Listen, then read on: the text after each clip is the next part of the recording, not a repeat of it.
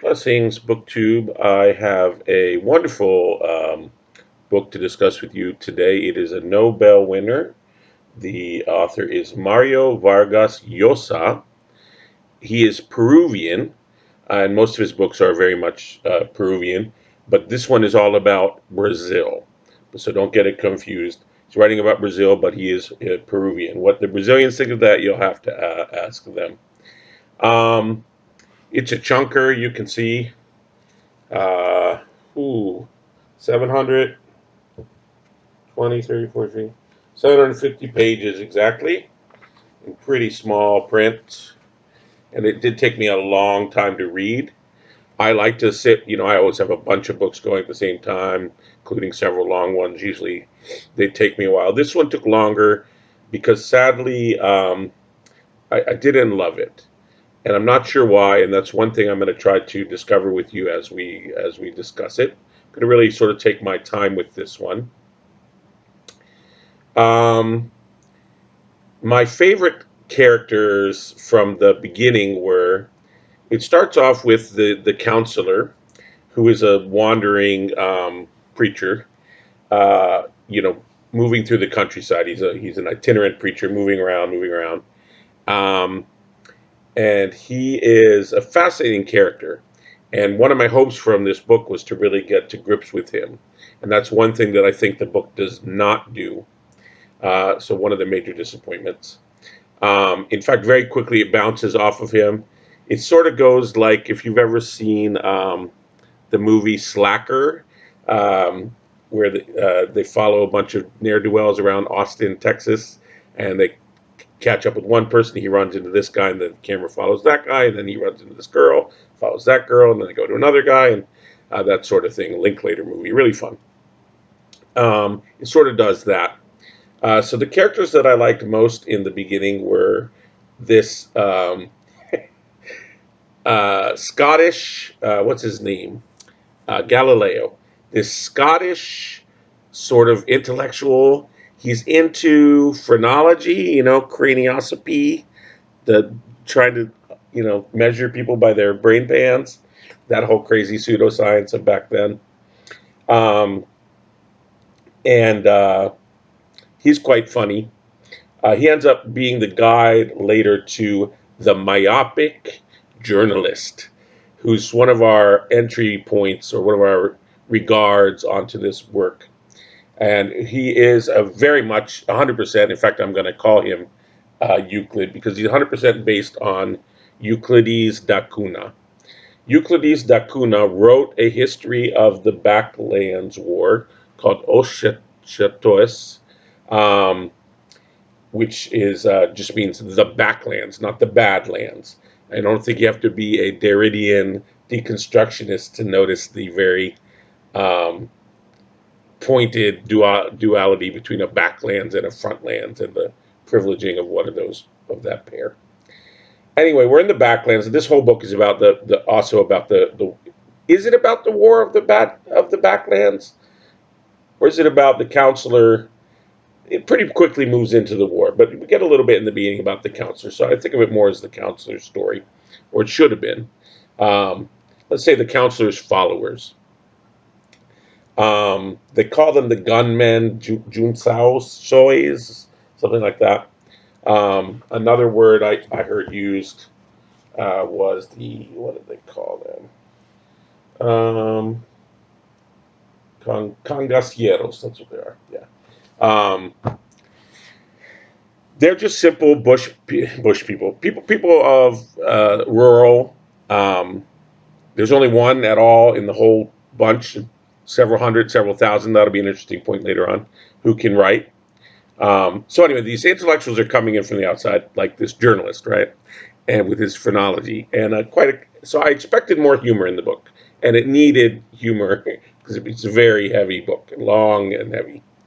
Um, but that's choice. I can sort of understand. But anyway, it did sort of set me up to think that we might get more of that.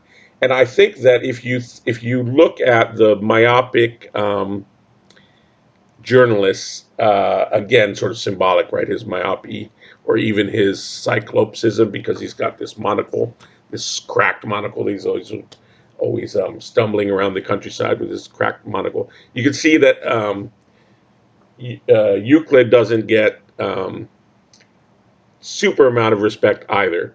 So I suspect the Brazilians probably are a little miffed that their great epic literary work, um, uh, you know, author is used as a character here, and arguably the story ripped off from him.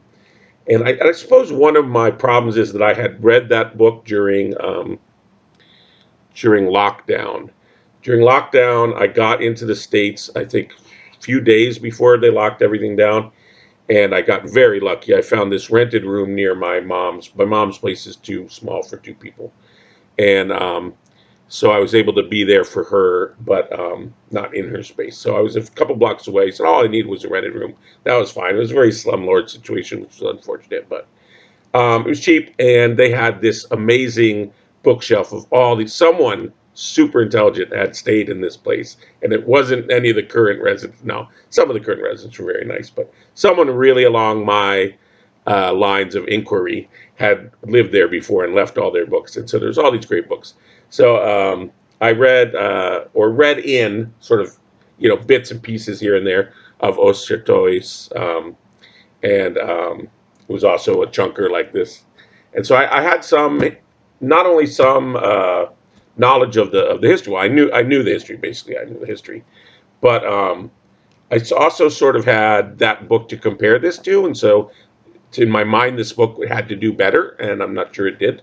Both great works, so that's fine. But anyway, so we had this funny journalist guy, or this funny Scottish, phrenologist stumbling around with his. He had fought with the communards in Paris. He's a sort of social utopian socialist, I would say probably, and then he ends up being the guide for the journalists. So you got these outsiders going around. And you've got the counselor, and then slowly we meet various people who get taken by the counselor and become his followers. But my favorite one, and what I think the heart of the book lies, and the best bit of the book was this kid that he met. What's he called? Oh my goodness. Precious Little One or something like that. He's got this sobriquet that they always use for him. Little blessed one or something like that. Anyway, this boy wants to be a priest so bad. He's a foundling. So he goes to the priest finally one day, and he mentions that he wants to be a priest. And the priest says, "Oh, you can't be a priest. You're an orphan. Well, perhaps you could have been a priest if you were an orphan of a nice Catholic couple that were deceased. But he was a bastard, right? Just presumed a bastard. So he was devastated. This little kid was devastated. That's all he wanted to be, was a priest. Can you imagine? And I mean, a true calling, right? And so he meets the counselor, and the counselor gives him this wire to wear, and the kid wears the wire all through the rest of his life. And eventually he's recognized, as an adult by this wire, and he becomes one of the main followers. And he becomes a sort of a religious servant. So he gets his wish. And there's a nice scene too where he puts the kid in shows him like a certain place that's prepared for him. He says, "This place is prepared for you." Put me very much in mind of the beautiful part of the communion prayer. When he says, sort of welcome to the feast that has been prepared for you since before time or whatever. It's very nice. So that is the best part of this book, is the followers, their beautiful faith, and they're just sticking with the counselor through horrors when it gets down into the war and starvation and stuff. But the thing to realize is Brazil is quite new. This is a new republic. Brazil's funny because Portuguese royalty sort of decamped and set up shop in Brazil for a while. Not Brazilian, Portuguese. And then sort of they took off. So this kind of peaceful transition into the republic, but it's a new state, and so the new state is sort of stretching its muscles, and so you end up having this civil war situation where it's exerting its influence into the backlands, right, and the other far states. You got to remember also Brazil, the size of it, right? Um, you've got the gauchos, you've got so you got the cowboy areas, you've got Bahia, right, the Amazonian areas, you've got sort of down south, you got the slave areas, sugar areas, all that. Uh, um, So anyway, that'll come to play a role as well. But also, I've seen this sort of, believe it or not, in my own life in Peace Corps, where my village really didn't have which was in the country of Mali, didn't have much relationship with government really at all. Nobody went to government school. There was one, in a village, you know, 30K away or something like that, but people didn't really go because you'd have to be find someone to put you up in that village and everything, and everyone's poor. And you know, there was a road, but I mean, it was a track. It changed every week with the market, goers. So very rarely did a four-wheel vehicle come out. I think in my 2 years there, one time an NGO came out, and maybe two times the government came out. Once was for voting. I don't know how anybody played tax. There's no police. Everything was, through the chiefs and the counselors, the sort of age-old uh, local authority of the village. And so one very interesting case was when they came to do the census, and nobody had even any documents. They didn't know their birthdays or when they were born, so they were asking all these questions about like what haircuts or dance crazes were popular when they were born and things like that to try to guess the years. Anyway, all of this to say, um, the counselor is never trying to set up a rebellion or even create any kind of a state or a government. The counselor is eschatological, like Jesus. The end is nigh. So there's no, leave your father, leave your mother, and everything because it's coming down. So there's no setting up of a state, right? But of course, what really got him in trouble was the social gospel. So of course he was like, no money, that none of that. So no governments like that, no powers or security forces like that. So that's usually what you get in trouble for, and he did. But there were various weird things like they wanted to do a census out there, and they had just abolished slavery, right? So you got to think about that when you start coming around and asking, well, what race was your mother? What race was your father? And they're like, hey, are you making a list of like put us back into slavery? Get out of here, let alone try to come and collect taxes or something like that. So there's this problem of the state sort of stretching out into the backlands. There's the problem of an eschatological, uh, we could say sect, which in the French way, meaning not like not a, it is a charismatic leader, but not in the way of sort of a no negative connotation, right? A small religious movement.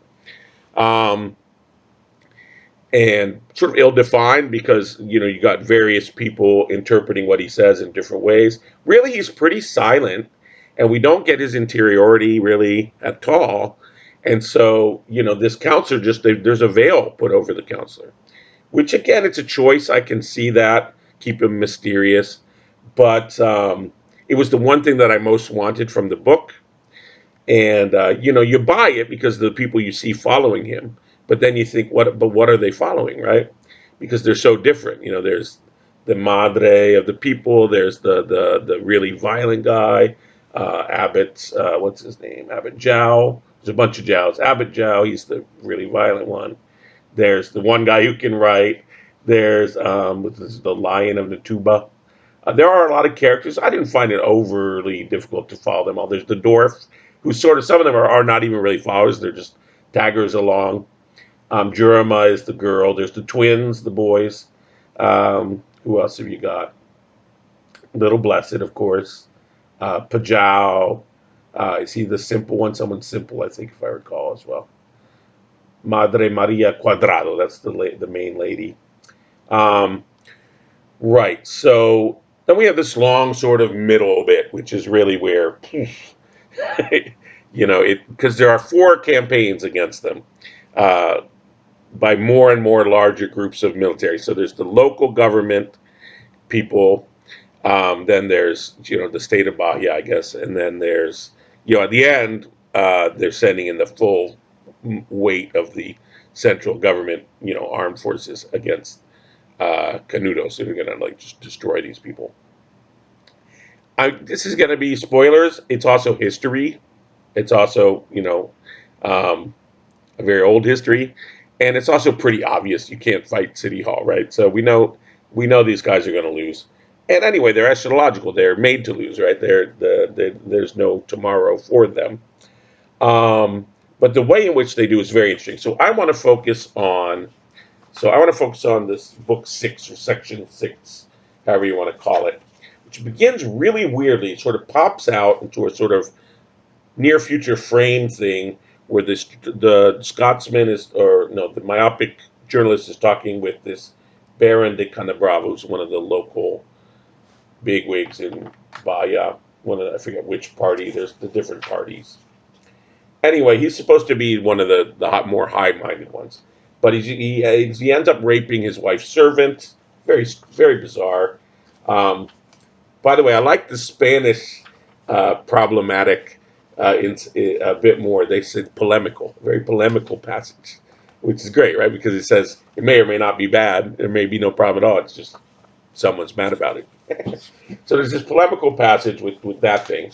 And then it pops back to the winding down. So we've already had the denouement. It's clear that they're losing. They've lost their last stand. They had many clever defenses. I could go through all of that with you. And at some point, they're so amazing that is it extra supernatural help?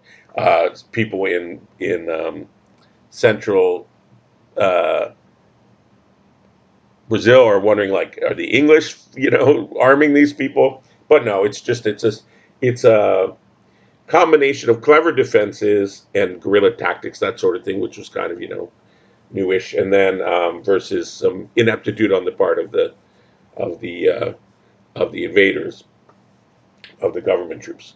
So yeah, so the fourth expedition, which is the one Dacuna went on, by the way. Dacuna did go to the Backlands. He was writing his work. Os Croix is the Backlands is non-fiction. He was there, so he's writing from first-hand account.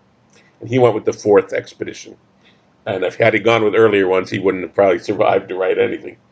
And so now it's the winding down. So how is everybody going to die? Are they going to, you know, um, carry themselves in the last moments? They smuggle out the one guy who can write to go tell the tale, I guess. And that's how the journalist gets out as well. Does the dwarf and Jurima, they have a nice little love thing? Do they get out? Can't remember anyone who's got any happy stories out. It's very few. Almost everyone dies. Very Shakespearean ending. um, and one of them actually gets out, but like comes back for some reason and gets killed before he can get all the way back. Um, Such is his faith, I guess, if you want to say it. So one very interesting thing. So here are a few things to look at towards the end, right? We've got that weird frame thing. Why was that inserted? And why is all of this happening after that? Um, is it to show how sullied the winners are? Is it to show how powerless the maid, the serving classes are? Um, then there is also the house count. That was pretty interesting. So the soldiers at one point are going around doing a house count because they counted, I don't know how many, 500 or however many houses, and then they estimate how many people per house, and so there's supposed to be these thousands of rebels, but they got a big problem because they've only got like 500 and some bodies, and even though so many bodies are shredded to pieces, obviously it's a much lower count than is convenient for the winners. Um, yes, and then there becomes this interesting moment with the Bahia volunteers.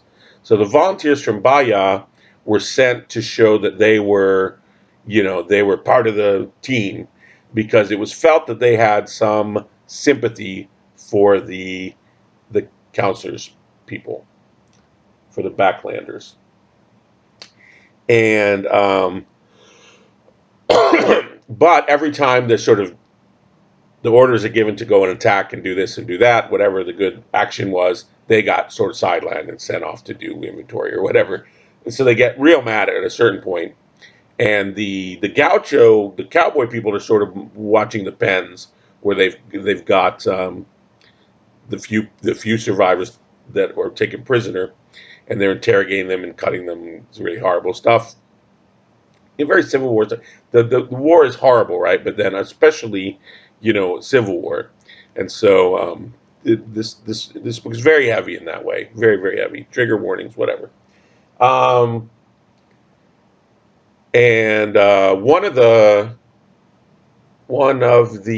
Bahia volunteers recognizes one of the prisoners, and they're embracing, and they're trying to get the information of what happened to Abbot Joa, the main military guy of the counselor.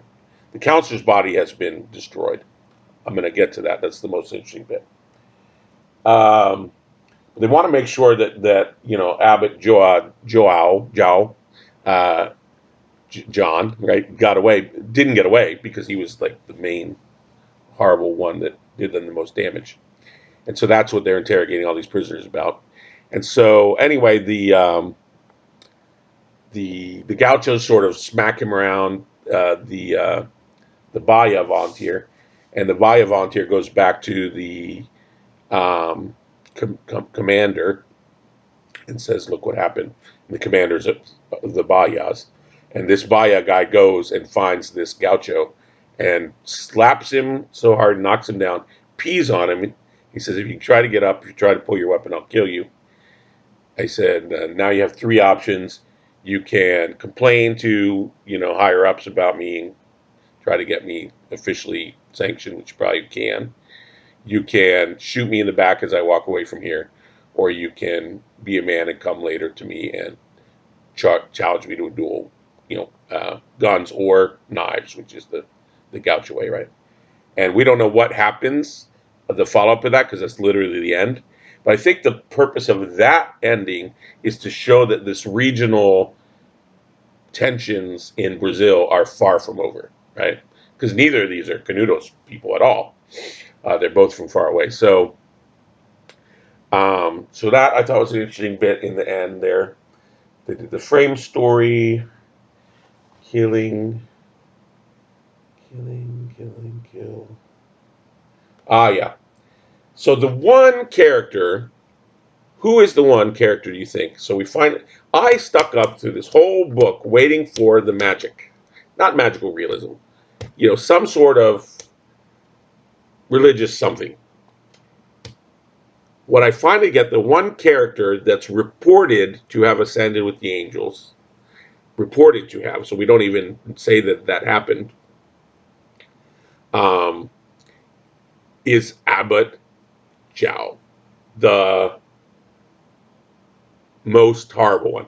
Here's how bad he was. At one point, some of the women and children and pregnant women and elderly pregnant women and children are allowed under white flag to march out, and the government troops are going to let them go repeatedly. Abbot Joao does not believe this. He thinks that they will be, massacred and mutilated like people have been captured before, and so gives the order to shoot them. So the Canudos people shoot down their own most vulnerable people, literally as they're marching them out to safety, and breaking their truce. So that's the guy who ascends to heaven. Well, let me tell you how the counselor dies. This is, I think, the most interesting. This and a story that I'll tell in a minute. The counselor dies of diarrhea, and it's shown vividly. Some of the followers take some sort of, I don't know, is it communion? I hope it's just baptism. I think it's communion from the diarrhea. Okay, many reasons that this could be shown. One is obviously to just discredit the counselor, right? I don't think LLOSA is taking that approach. One is to show his humanity, right? So, like, you know, the my father, why have you forsaken me moment of Jesus on the cross, right? So he's not divine, he's just a human like any human, right? He could die like any human in the most human of ways. Also, this might have been a way that the counselor was reputed to have died because in um, religious conflict from early Christianity times, there is a tradition, believe it or not, of discrediting your opponents with this diarrhea death story. It was to do with Arius, the Unitarian, and his Bishop Athanasius, I want to say, at the Council of. No, I won't remember which council it was, but one of the early councils, right before Nicaea, they got rid of the Arian idea, so Christ can only be this Trinity thing now, right? Maybe it was at Nicaea. And anyway, to discredit the opponent, they said that he died of diarrhea. So that's a thing that happens, right?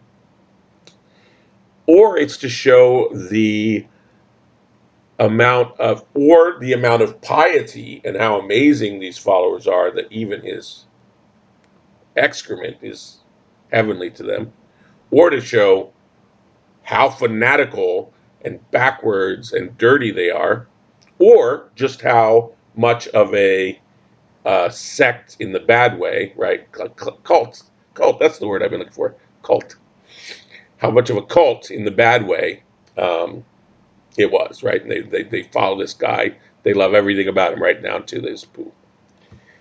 Okay, so that's a very interesting moment in the end. So arguably, that's the most character development that the counselor gets in the whole book is his horrible ending. And he whispers something at the end too. I can't remember what. But what's more interesting, I believe, is this story they're left with. It's told much earlier on. It's told much earlier on that the dwarf tells the story. One of the nights is incredibly cold because they're skin and bone. You know, they've not had any food for ages. Water's a real problem. They're all huddled together for warmth. And love triangles ensue. One of the criticisms of the Canudos people was um, that they were, what shall we say, promiscuous. But this may be a misunderstanding as well because the government also wanted to bring in government marriage, government registered marriages.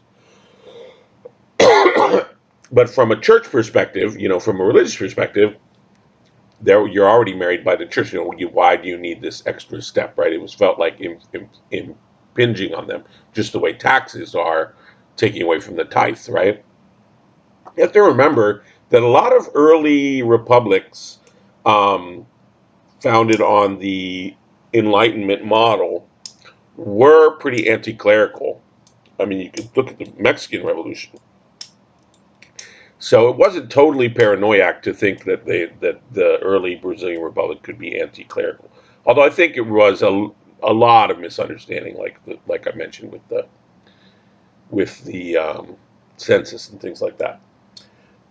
They weren't trying to make a list to reestablish slavery. I'm happy to tell you that was just a fear. So this story is the story of Devil Joe, what's his name?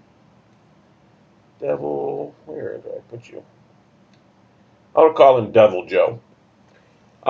Devil Joe, basically what happens is a woman has, out of wedlock birth, but in this case it's not deemed to be a virgin birth, but rather a demonic birth. She desperately wanted to have a child, she couldn't have a child, made a pact. So this child of the devil, Devil Joe, goes on to do a bunch of bad things. And the question is, and this is the story that's told at the very, very end, having been foreshadowed since page, gosh, I wrote it down here somewhere. Excuse me. I can't find it. It was foreshadowed like 200 pages before the ending here. Finally, the story's told, and the question becomes: actually, is Devil Joe a sinner?